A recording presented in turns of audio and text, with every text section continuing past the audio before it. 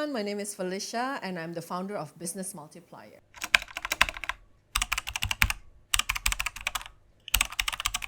This question is very close to my heart because why did I set up Business Multiplier in the first place?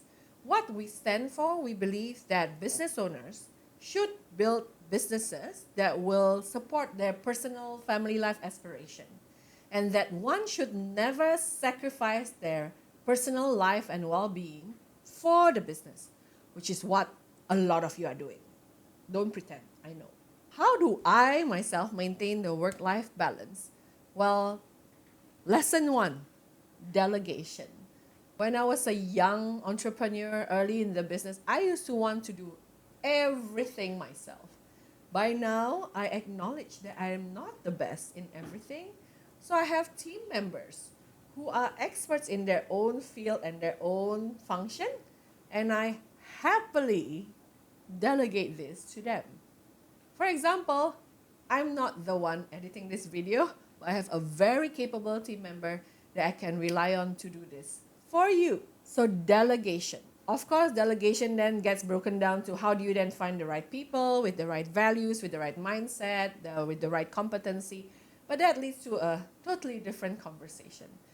Number 2 is to make decisions about how much you want to work and how much you want to spend time with your family. Some of you may know this, but I have a super duper adorable, smart, handsome, lovable son. Do I want to spend more time with him? Of course, I want to spend all my time with him. But I have a mission, and it is a life calling to save as many businesses as possible so that their families can be happy too. So then I have to decide what is the right balance. I make sure that I still do my morning walks every day with him. I make sure that evenings, unless I have events, I'm there to put him to bed. I make sure that the little bits in between my coaching sessions, I have 15-20 minutes, I'm there to play with him a little bit. Well, now that he's in school, it's a little bit more difficult, but you get the point. And weekends are family time. So I make sure that I allocate that time. When I work, I work. When I'm with my client, I'm with my client. But I've also learned again to know which functions in the business I should focus on, where maybe I'm still the primary driver, and right now it is still the best decision to keep it that way.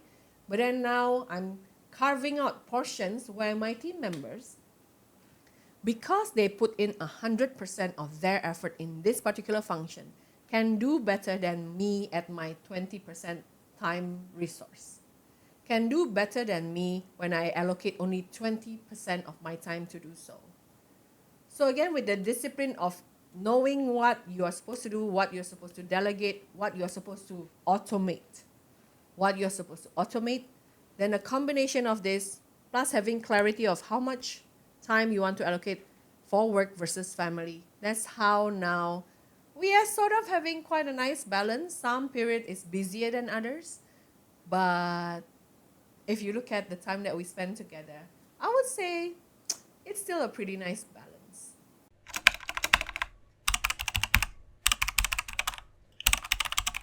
If you think about it, business coaches are a little bit like fairy godmothers or the wind beneath your wings, whichever you prefer.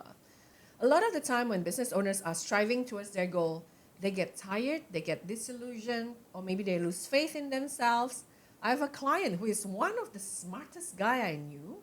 He just kept comparing himself with someone else who is smarter. I'm not the smartest person in the room, but I'm very confident I can deliver results. So you see, it is just a typical journey that an entrepreneur will face. It is very seldom I hear a story of someone running a business and they encounter 0 challenges. But having this fairy godmother or the wind beneath their wing or behind their sail sometimes just keeps them going that one extra step. And most of the time, that one extra step was all they needed to really turn their story and change their narrative and to produce a win. And a lot of business owners focus a lot on what they don't have yet instead of what they have achieved. So to me, it is a very big motivation for us to keep pushing the business owners, our clients, to achieve their goal because it changes who they are as a person once they have started consistently achieving those goals. And you see the person transform. And it is beautiful because you can see how someone who didn't have confidence in themselves become a confident leader. And once they have become a confident leader, they attract better people. You grow the leader, they attract better people, then it's easier to grow the team. And then when you see the whole team work together, because we just push them a little bit more because we believe they can. The effect, the ripple effect of us just encouraging and giving them that support for one more step that can result in success, that is something that feeds your soul. So can you tell why we are very motivated as business coaches? But don't worry, we don't push you all the time. We push you when we think you need pushing.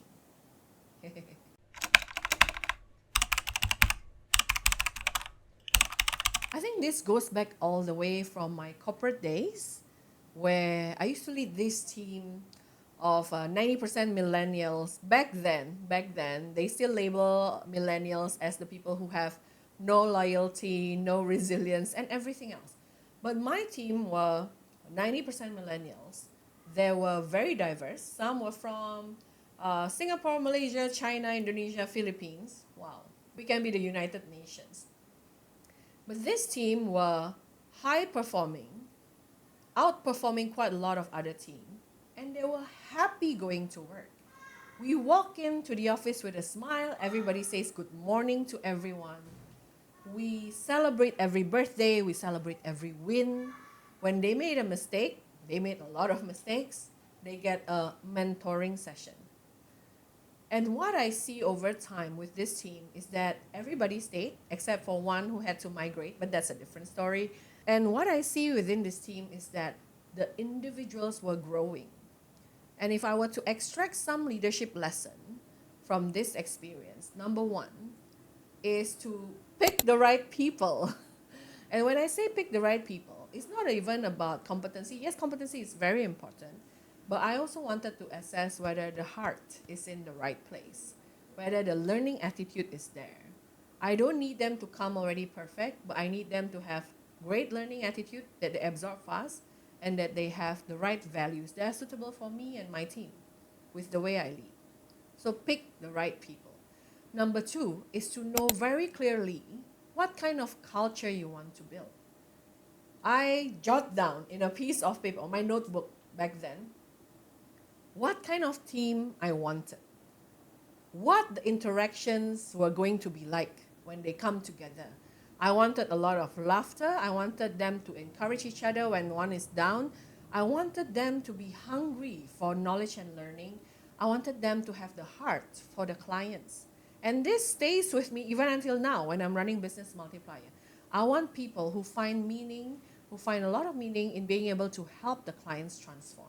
That they get fulfillment from seeing the business grow and seeing the person grow.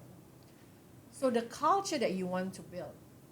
I did not like micromanaging because I do not like to be micromanaged. By the way, guys, in case you still do not know, because you're living in a cave, micromanaging is one of the fastest way to kill the morale of your team and also their productivity. And the third thing is that you have to also work on yourself as a leader. The moment you stop learning, the moment you stop growing, remember, you attract the people you deserve.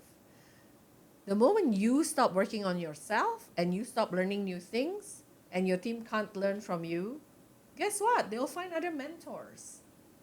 In fact, this story of this team that I was so proud of, that were very near and dear to me, to my heart, eventually ended with them all leaving 1 year after I left the company.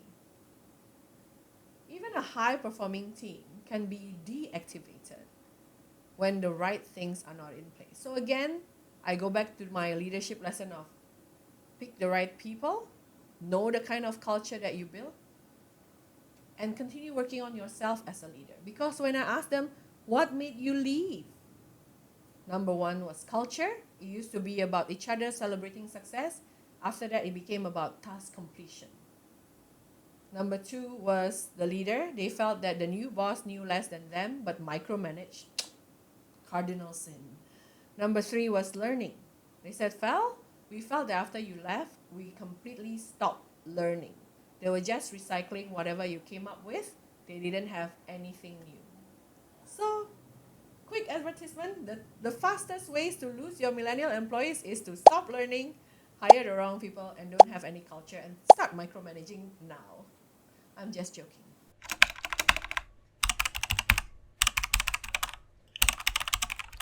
Can I give 10,000 advice, please? Wow, but there's so many to choose from. The best advice that I can give right now is to invest in yourself. A lot of the times, as business owners, we will spend on everything else. Everything else. We'll spend on marketing, we'll spend on software, we'll spend on everything else. But remember, guys, you are the captain of the ship. The ship can only go so far as the captain is able to lead you. So if the captain becomes better, the whole team becomes better, the whole ship becomes better. So when the business owner becomes a stronger, wiser, more capable business owner, more knowledgeable business owner, more disciplined business owner, the whole company becomes a better company. The whole team look up to a better mentor. So if I can give you just one advice, invest in yourself. It may not be about business coaching. You can start small just by starting to read books regularly or watch YouTube videos or listen to Spotify, all the different business podcasts. But the moment you stop working to improve yourself, normally it is reflected in the growth of your business. So when do you want to start working on yourself? It is one of the greatest saying, work harder on yourself than you do on the business.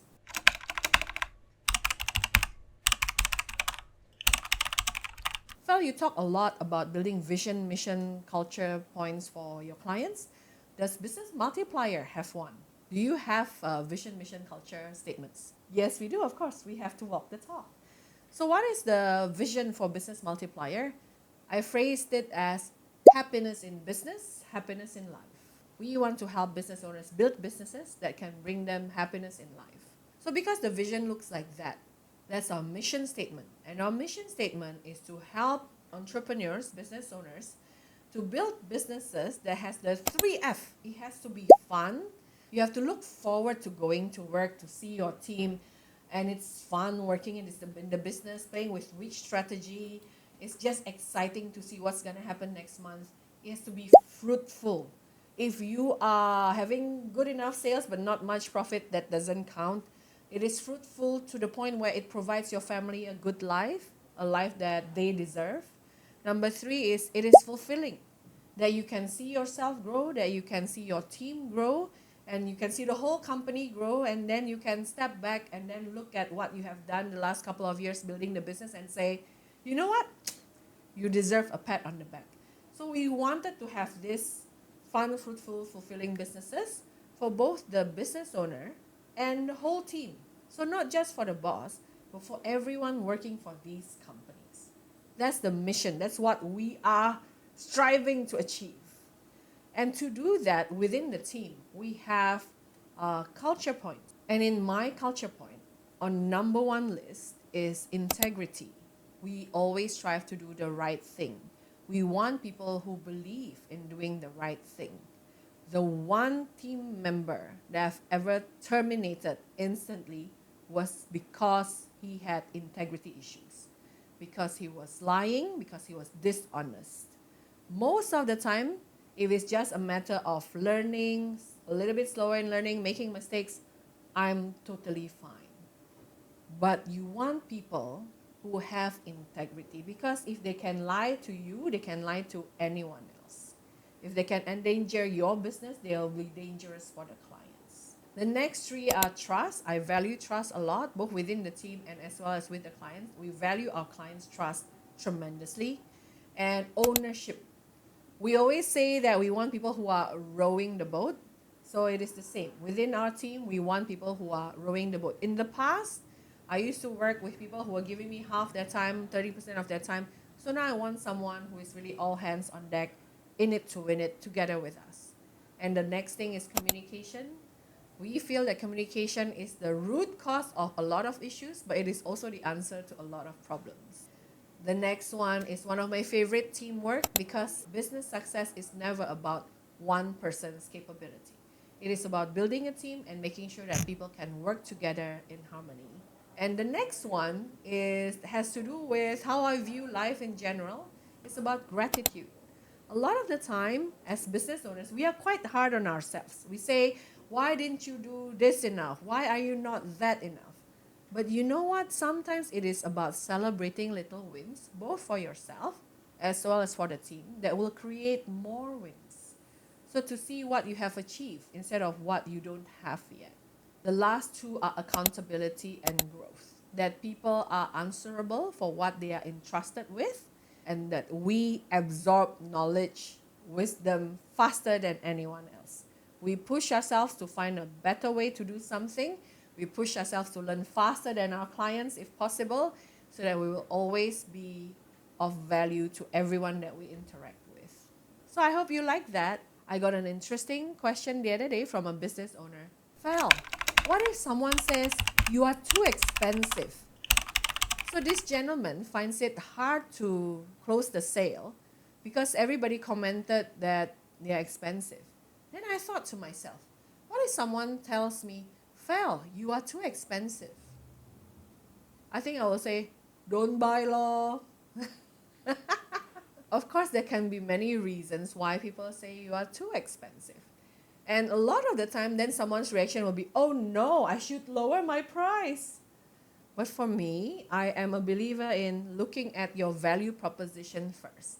It is a much less painful strategy to work towards increasing the perception of value of your products and services than to keep lowering the price. Because eventually, if you go down the hole of just keep lowering your price, your profit margin will be so slim, you'll be working for nothing at all. If let's say people are still complaining that you are too expensive though, then maybe they are still not seeing the value of your proposition. I spoke to this business owner before. He kept talking about his product, how great it is. Oh, look, it's so wonderful.